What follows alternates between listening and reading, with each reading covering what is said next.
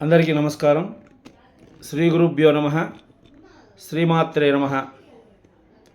శ్రావణ మాసం 5వ రోజు సోమవారం పంచమి కలిసి రావడం ఎంతటి విశేషమైనటువంటి రోజు అంటే చాలా విశిష్టమైనటువంటిది, చాలా ప్రత్యేకమైనటువంటిది. ఈ యొక్క శ్రావణ మాసం అంటేనే లక్ష్మీదేవికి మరియు విష్ణుమూర్తికి, శివునికి ముగ్గురికి కూడా పవిత్రమైనటువంటి రోజులు, పూజించదగినటువంటి రోజులు ఈ యొక్క శ్రావణ మాసం. మరి సోమవారంతో కలిసి రావడంతో ఈశ్వరునికి ప్రత్యేకమైనటువంటి రోజు సోమవారం.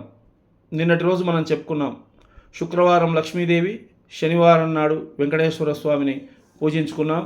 శనివారం యొక్క వెంకటేశ్వర స్వామి యొక్క అనుగ్రహం, శనేశ్వరుని యొక్క అనుగ్రహాన్ని కూడా మనం పొందడం జరిగింది ఆ యొక్క పూజను నిర్వహించుకొని. మరి రేపటి సోమవారం రోజు మనం ఏం చేయాలి? సోమవారానికి ఉన్నటువంటి ప్రత్యేకత ఏమిటి?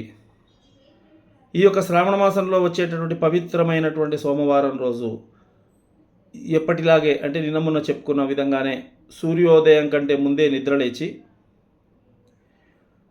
ఇంటిని శుభ్రపరచుకొని, ఇంటి ముందర ముగ్గు, ఇంట్లో దీపం, బయట తులసి దగ్గర దీపాన్ని ఉంచి పూజాగృహాన్ని శుభ్రపరచుకొని పూజకు సిద్ధం చేసుకొని, ఇక్కడ శివలింగాన్ని మనం ఇంట్లో ప్రతి ఒక్కరింట్లో కామన్గా 2 ఇంచుల శివలింగమైనా ఉంటుంది, లేకపోయినా చిత్రపటాన్నైనా సరే ఉంచుకొని మనం పూజకు సిద్ధం చేసుకొని, మరి తలస్నానం చేసి ఉదయాన్నే సూర్యోదయం కంటే ముందే జరగాలి సుమా ఈ పూజలు.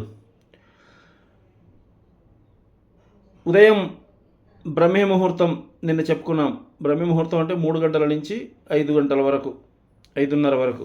ఈ యొక్క బ్రహ్మీ ముహూర్తం మరీ 3 గంటలకు కాకపోయినా కనీసం 4-4:30 గంటలకు నిద్రలేచి కాలకృత్యాలను కూడా తీర్చుకొని తలస్నానం చేసి తెల్లటి వస్త్రాలను ధరించాలి. సోమవారం రోజు ఖచ్చితంగా తెల్లటి వస్త్రాలు ధరించాలి. తెల్లటి వస్త్రం దేనికి సంకేతం అంటే ప్రశాంతతకు సంకేతం, మనశ్శాంతికి సంకేతం.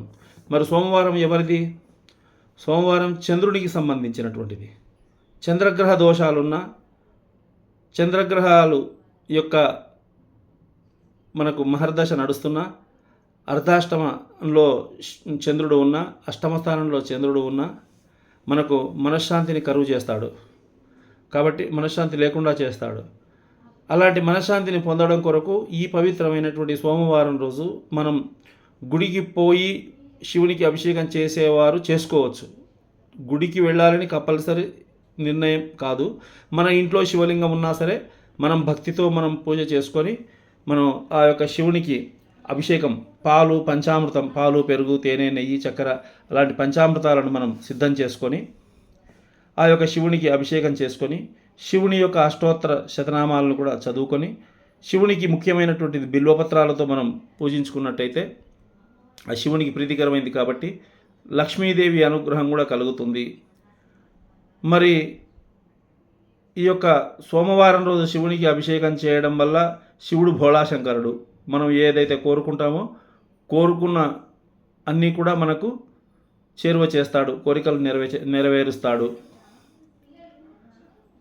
కాబట్టి ఆ యొక్క శివునికి మనం అభిషేకం, పూజ, అష్టోత్తరాలు, ఈ పూజలు అష్టోత్తరాలు రానటువంటి వారు కూడా కేవలం ఓం నమః శివాయ అనుకుంటూ కూడా మనం ఈ యొక్క అభిషేకాన్ని మనం పూర్తి చేసి ఓం నమః శివాయ అనుకుంటూ 108 సార్లు జపం చేసి 108 బిల్వపత్రాలు కానీ, లేకుంటే మల్లెపూలతో కానీ, చామంతి పూలతో కానీ కూడా మనం పూజించుకోవచ్చు.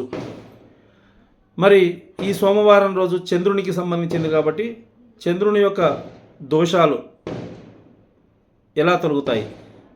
చంద్రుడు మనకేం చేస్తాడు? చంద్రుని వల్ల మనకు ఏంటి దుష్ఫలితాలు ఉంటాయి?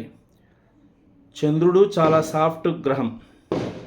ఈ 9 గ్రహాల్లో 4 గ్రహాలే చాలా కోపిష్టి గ్రహాలు, దుష్టగ్రహాలు అని అంటాం మనం. రాహువు, కేతువు, కుజుడు, శని ఇలాంటివి. మరి మిగతా అన్నీ కూడా సాఫ్ట్ గ్రహాలు, మనకు చెడుపు చేయరు.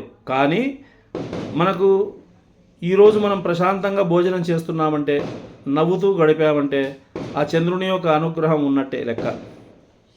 కాబట్టి ఎవరైతే ఆందోళనకు గురవుతున్నారో, మనశ్శాంతి లేకుండా ఉంటున్నారో, వారికి భయాందోళనకు గురవుతున్నారో ఏ పని పూర్తిగా చేయలేకపోతున్నారో, చదువు మీద కాన్సన్ట్రేషన్ పెట్టలేకపోతున్నారో, ఏ ఉద్యోగంలో సరిగా మనం మనసు పెట్టి చేయలేకపోతున్నారో, అవన్నీ కూడా మనసు సరిగ్గా లేకపోతే మనకు రోజంతా కూడా ఇబ్బందికరంగా సాగుతుంది. అలా యొక్క చంద్రుని యొక్క అనుగ్రహం బాగలేనటువంటి వాళ్ళంతా కూడా అలా కొనసాగుతుంటే వారు ఇబ్బందులకు గురవుతుంటారు. ముఖ్యంగా మనం ఏ పని చేయాలన్నా మనసే ముఖ్యం. మనసు కారకుడు చంద్రుడు. కాబట్టి శివునికి ఈ తెల్లటి వస్తువులు పాలు, పెరుగు, చక్కెర ఇవన్నీ కూడా మనం అభిషేకం చేయడం ద్వారా మనశ్శాంతిని పొందుతాం. అలాగే చంద్రునికి సంబంధించినటువంటిది వస్త్రం తెలుపు. అందుకే సోమవారం నాడు తెల్లని వస్త్రం కట్టుకొని శివుణ్ణి ఆరాధించాలి అని చెప్తున్నాం మనం.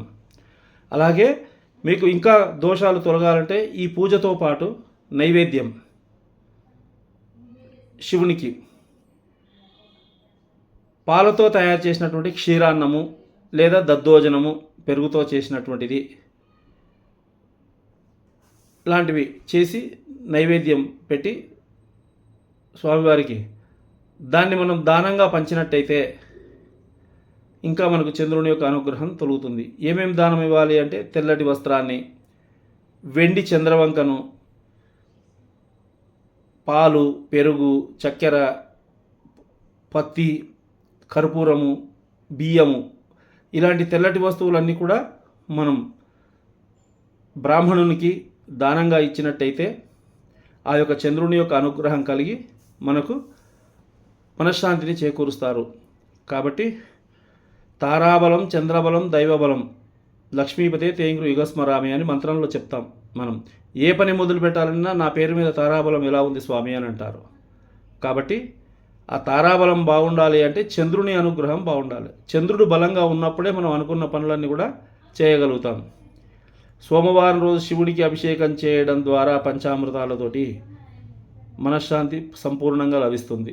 మనసు సరిగ్గా సంపూర్ణంగా ప్రశాంతంగా ఉన్నాము అంటే అనుకున్న పనులన్నీ కూడా చక్కగా నిర్వర్తించుకోగలుగుతాం. కాబట్టి విజయం లభిస్తుంది.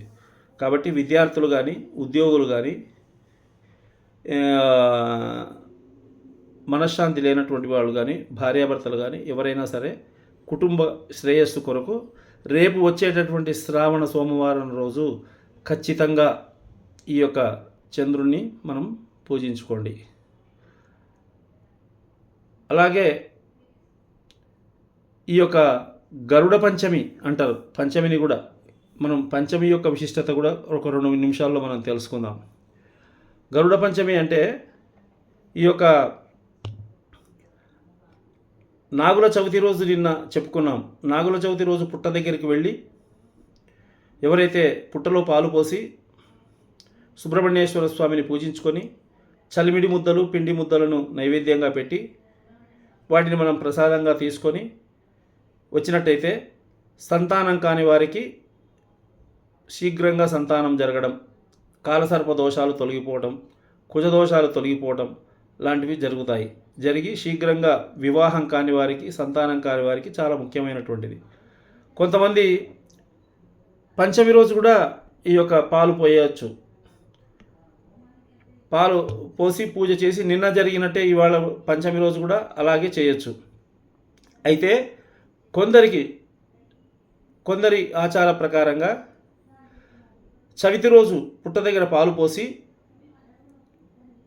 పూజించుకొని ఆ పుట్ట దగ్గర ఉన్నటువంటి మట్టిని కొద్దిగా తీసుకొని వచ్చి మృత్తిక అంటారు. ఆ మృత్తికను తీసుకొని వచ్చి ఇంట్లో పూజించుకొని తెల్లవారుజామున పొద్దున్న లేచి మనం ఇదివరకు చెప్పుకున్నట్టే పూజా గృహాన్ని శుభ్రం చేసుకొని పూజకు సిద్ధం చేసుకొని ఇంటి ముఖద్వారానికి మనం నాగుపాముల యొక్క ఆకారంలో బొమ్మ గీసి దానికి ఆ పుట్టమనుతో గంధం, కుంకుమ, బొట్లు పెట్టి పసుపు, ఒత్తిపతి దండలాగా వేసి పూజించి మనం ఇంట్లో గరుడ పంచమి నోములు ఎవరికైతే ఉంటాయో వారు మాత్రమే ఆ గరుడ పంచమి నోములు నవ్వుకోవడం ద్వారా కూడా మనకు ఈ యొక్క సర్పదోషాలు, కుజదోషాలు లాంటివి తొలగిపోయి ఇంట్లో వివాహం కాని వారికి వివాహము, సంతానం కాని వారికి సంతానము, అట్లాగే భార్యాభర్తల మధ్య ఏమైనా మనస్పర్ధలు ఉంటే అలాంటి మనస్పర్ధలు, రుణబాధలు లాంటివి ఏమన్నా ఉంటే కూడా తొలగిపోతాయి. ఇవన్నీ తొలగించుకోవడం కొరకు మంచి సమయం శ్రావణ మాసంలో వచ్చే చవితి, పంచమి. ఈ 2 రోజులను ఎవరైతే తప్పక ఉపయోగించుకుంటారో వారు అదృష్టవంతులు. వారు అనుకున్నటువంటి కోరికలను నెరవేర్చుకుంటారు. శుభం.